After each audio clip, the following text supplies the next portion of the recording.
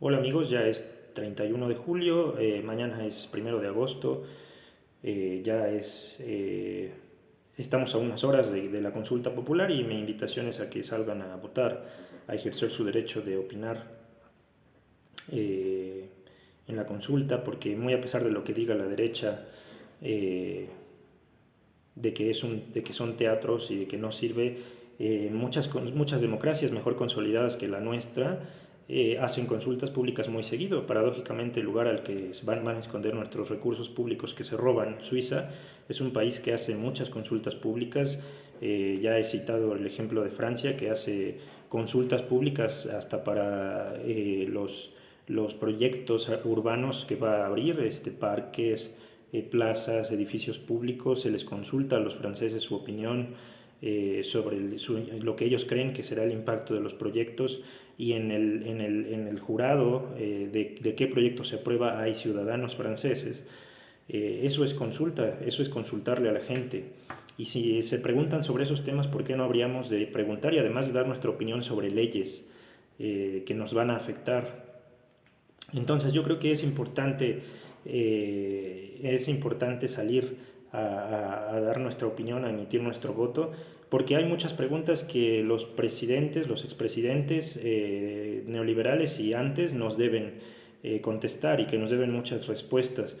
Eh, ¿Por qué? Entre ellas, la primera pregunta que creo que deben contestar y que debemos escuchar de ellos sentados en el banquillo, eh, es por qué decidieron poner antes los intereses de las corporaciones extranjeras, de accionistas extranjeros y de gobiernos extranjeros, antes que los intereses del bien de México, del bien común o de las empresas mexicanas que nosotros mismos tenemos.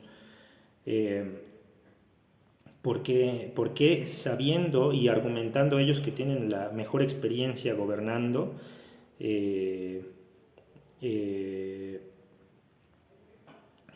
que ellos que tienen la mejor experiencia, argumentando ellos que tienen la mejor experiencia gobernando, ¿por qué si sabían de nuestros capítulos oscuros de nuestra historia, en la que, por ejemplo, la derecha misma trató de traernos un príncipe extranjero, un monarca extranjero, o por ejemplo la paz porfiriana, una paz metida a garrotazos y muy a huevo?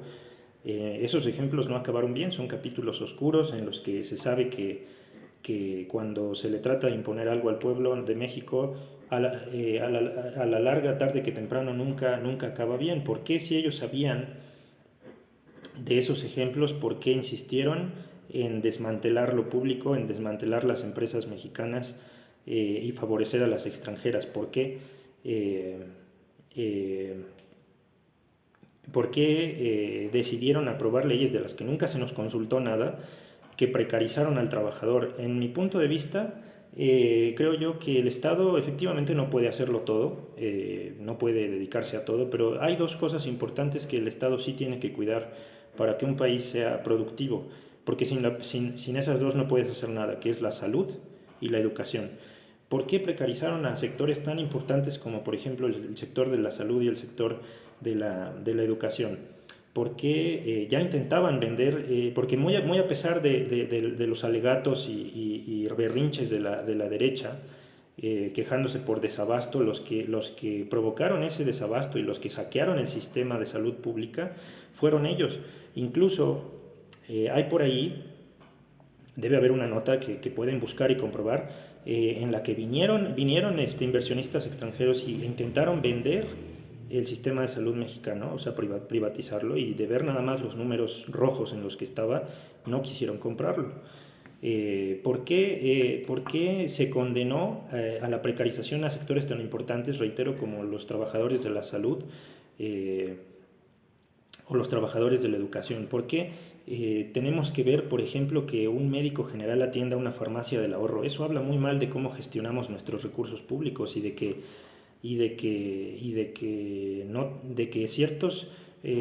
ciertas profesiones no tienen el lugar que deben tener en la sociedad de México, en nuestra sociedad mexicana. ¿Y por qué, por ejemplo, un profesor se le precarizó al ponerlo al mismo nivel que una corporación, que una universidad, por ejemplo, que una empresa de educación?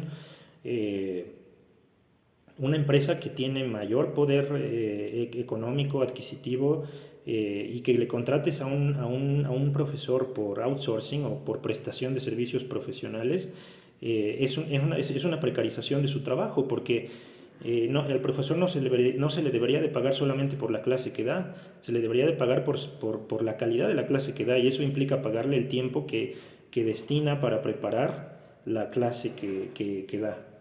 Entonces se le precarizó a esos sectores, eh, y todavía hay gente más chica que nosotros, que los que tenemos 30 y 32 años, que defiende el outsourcing y que dicen, es mejor tener outsourcing que nada. Estás básicamente agradeciendo que te avienten migajas, porque cualquiera de nosotros puede preguntar con gente que tenga más de 50 años y ser contratado antes de las leyes que se aprobaron en los 90, me parece.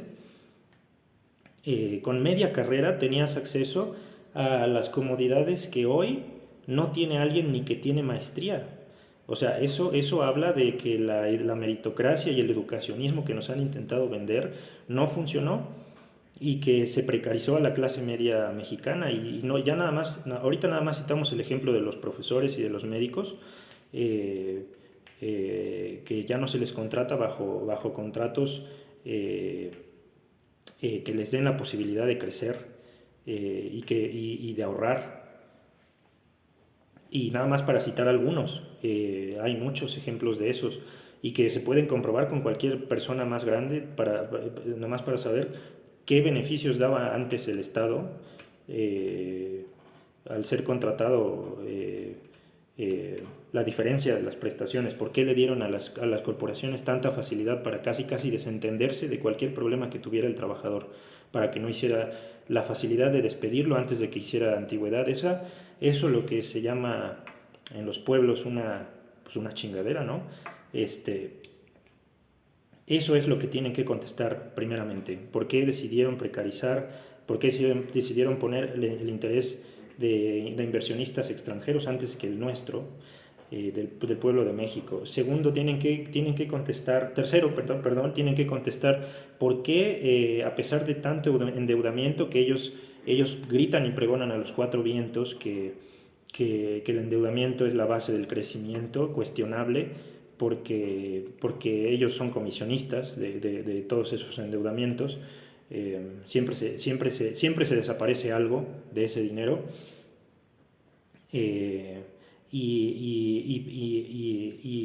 no es cierto que sea base del crecimiento, porque hay países tan endeudados como nosotros en América Latina, no sé si somos el primero o uno de los primeros, pero que siguen tan rezagados como nosotros en temas de pobreza, que tienen tenemos en algunos municipios de México la misma pobreza que hay en África, los mismos niveles de desarrollo que hay en África, en algunas de las zonas más pobres de África, no estamos hablando de Sudáfrica, por ejemplo. ¿Por qué, a pesar de tanto endeudamiento, el país sigue rezagado en la pobreza? ¿Y por qué? Esto se liga con la siguiente pregunta, que es, ¿por qué otras naciones cuyo tiempo transcurrió en el mismo periodo de tiempo, por qué ellas han logrado salir adelante y superar problemas que nosotros todavía no? Estoy hablando de naciones que quedaron en la ruina después de la guerra, por ejemplo Polonia, por ejemplo Japón, el mismo Japón, por ejemplo algunas naciones de la península arábiga, en Corea del Sur, por ejemplo. Esas naciones en la década de los 60 estaban mucho peor que nosotros, tenían indicadores sociales mucho más desagradables y mucho más serios, severos que nosotros, y ellos lograron salir de esos problemas en 50 años, y nosotros paradójicamente, muy para pesar de la derecha, China, que había estado bajo una dictadura, esa sí es dictadura, la de Mao Zedong, eh, eh, que estuvo bajo una dictadura comunista y que luego decidió abrirse al capitalismo, pero no a lo pendejo como nosotros, eh, ha superado los problemas en los que nos rebasaron por 100, ¿no? Y tan es así que muchos analistas ya creen que es la primera potencia del mundo antes que Estados Unidos.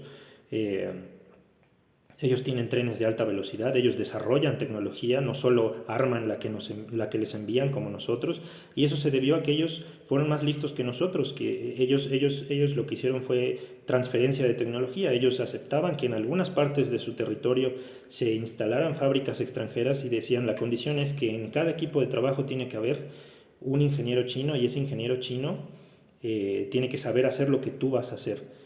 Y así fue que se dio la transferencia de tecnología. Por qué tienen que responder nuestros presidentes? ¿Por qué ellos fueron tan estúpidos de abrir las puertas de par en par y facilitar el saqueo al no pagar impuestos?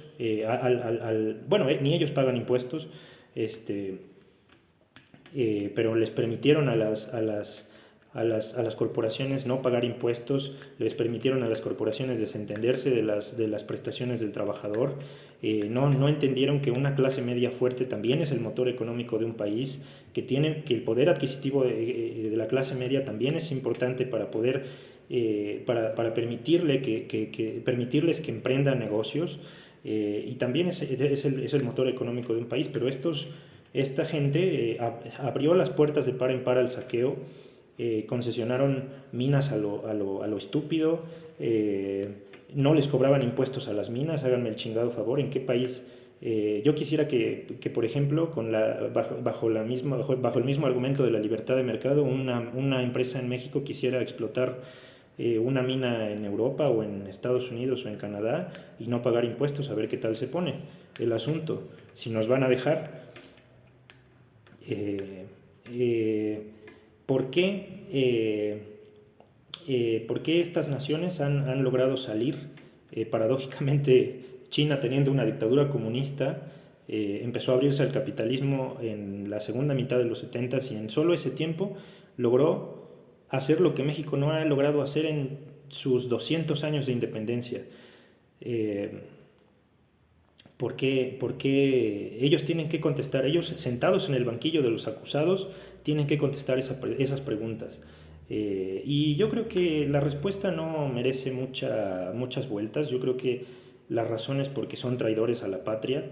Eh, Esa es la razón por la que se da eso, ¿no? Y vuelve a quedar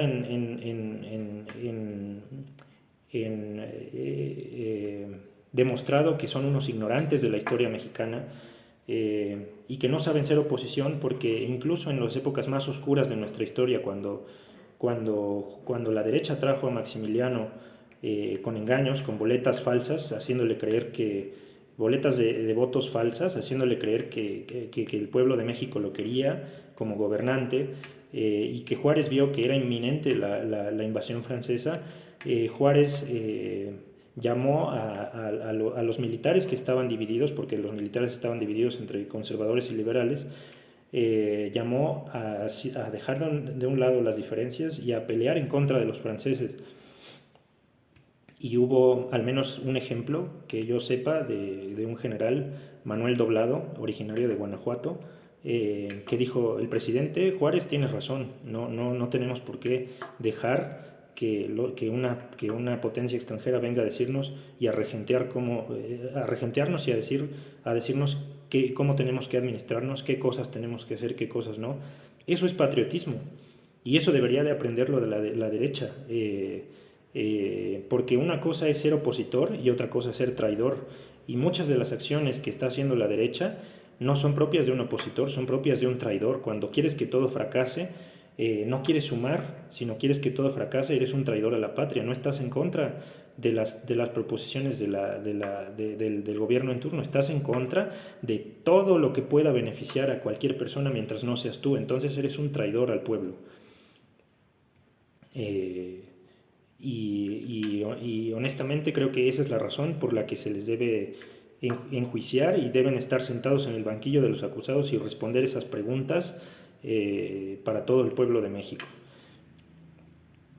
Entonces, la invitación es la misma, que salgan a ejercer su derecho de opinar, su derecho de decir, incluso si están en contra. Yo acabo de dar mis razones. No es un circo, Es un ejercicio que nos sirve para ir empezando a consolidar nuestra democracia, que nos pregunten y que demos nuestra opinión sin que nadie nos la pregunte, y tomarlo como una obligación, salir a votar. Entonces, estamos a unas horas de recapacitar y espero que salgan a votar. Gracias.